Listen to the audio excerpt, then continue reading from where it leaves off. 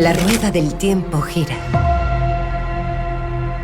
Y las eras llegan y pasan.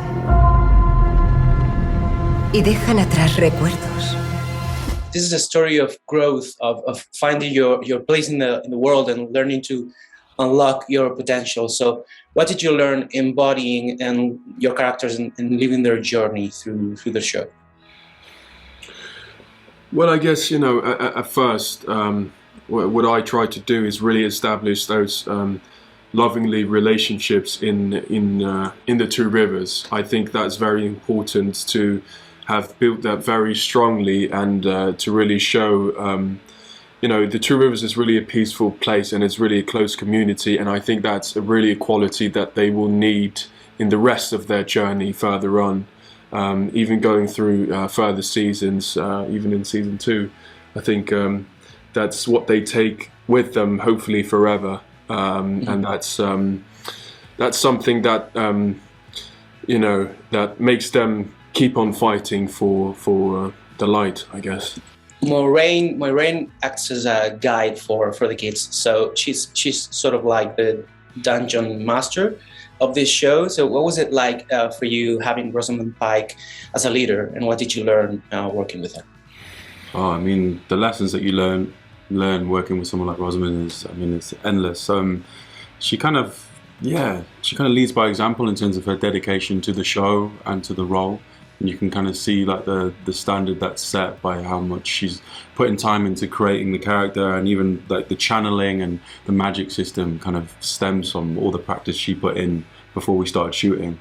But she's an amazing friend to have, and this is quite a new big experience for us, and to have someone there with that much experience and of such a profile, but to feel like they're there every step of the way was it definitely helped. This is like a big break for you guys. What was it like being on such a huge show for Amazon of this scale? I think none of us have done something like like this before, with such a thing with a scale as big as this project. So and I'm still not getting used to it. I remember the first day walking onto set, the Two Rivers, and they actually build that whole village with so many extras and animals and there's so many detail put into all the crafts all around, and still until this day, we're shooting season 2 at the moment, and I was walking onto set last week and I couldn't believe the scale of the sets and not only the sets but also the actors, because there are a lot of new characters being introduced, and the world of the Wheel of Time gets bigger and bigger, and as I see it, it just gets better and better. This is a very intense story. I've seen only the first 3 episodes, but it's been intense and dark, dangerous so far. So I've also seen like a lighter side of the show, lighter moments, and also romance. So what can you tell me about those moments, about how those lighter moments fit in the story and the development of your characters' relationships?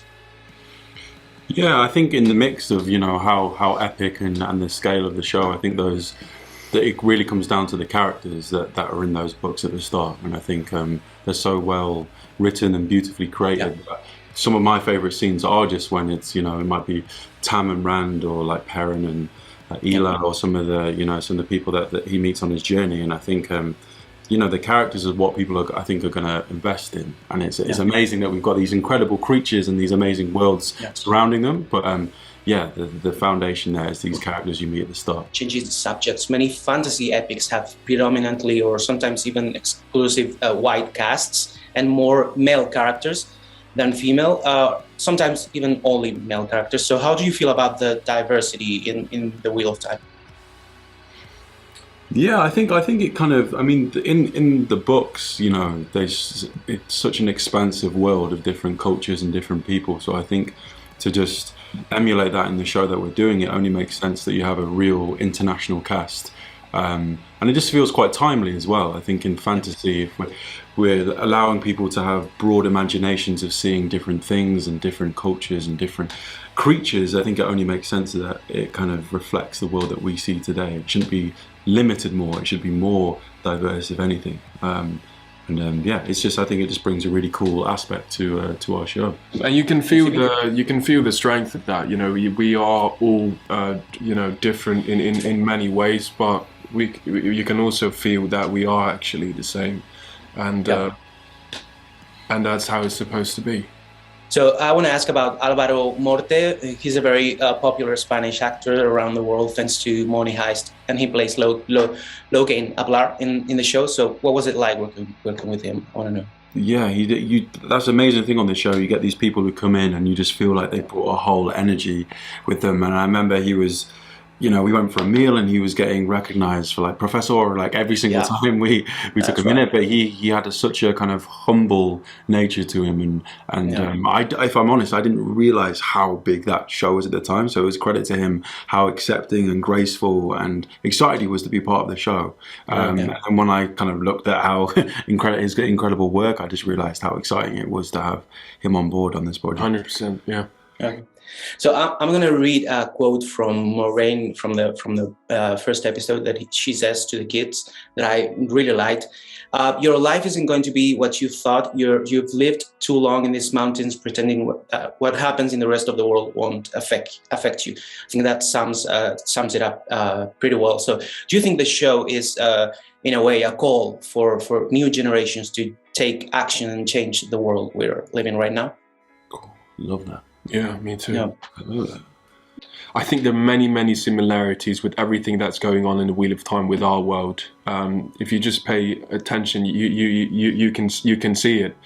And I love that you say that it is actually a call for not just the young generation, but for everyone not to be ignorant. And if you just pay attention,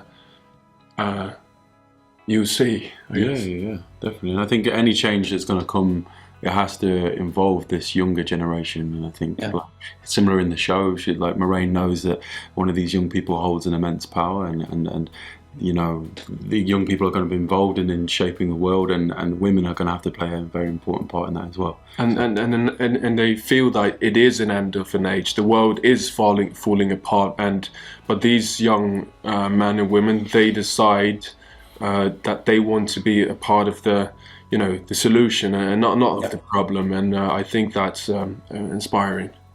Yeah. Well, and finally, to wrap it up, who would you say in real life would be a candidate for Dragon Reborn?